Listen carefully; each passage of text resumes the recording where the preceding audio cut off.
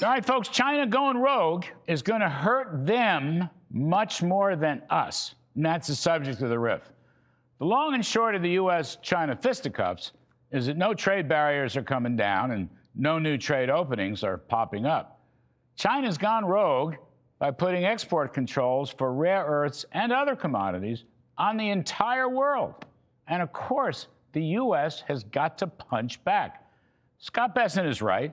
China is a command and control economy, and our allies will neither be commanded nor controlled. Rare earth deals were struck in various meetings in London, Geneva, Madrid, but China is breaking the deals, just like they broke the deal for the Phase 1 trade agreement that was signed in January 2020. They go rogue. Maybe the Commerce Ministry is going rogue. Maybe Xi is going rogue. Who knows? But China going rogue is going to hurt them more than it hurts us. It's their economy that's in worse shape, and we are the great consumer power that they need.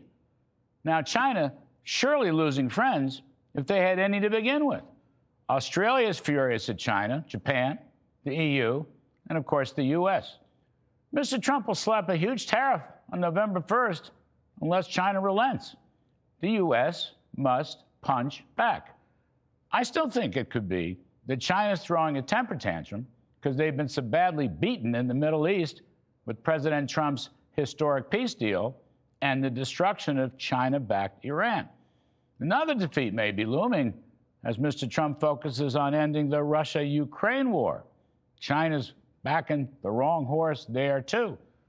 Meanwhile, the U.S. Senate wants to slap a 500% tariff on China for the purchase of Russian oil.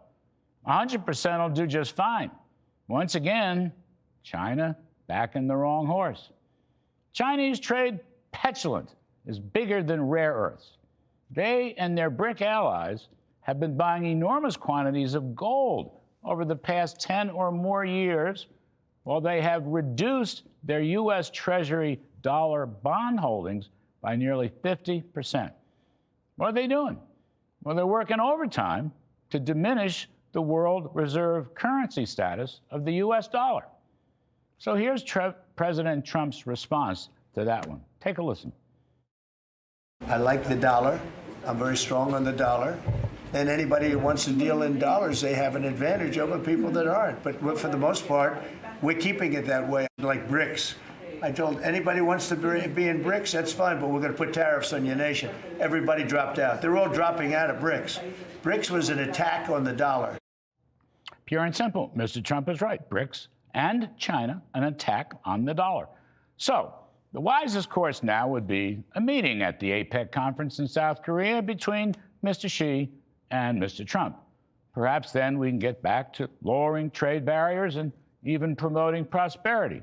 But if China insists on playing the petulant, spoiled brat as they lose ground in world politics and influence, then so be it. Count on Donald Trump to stand tough. It's what he always does. And that's the riff.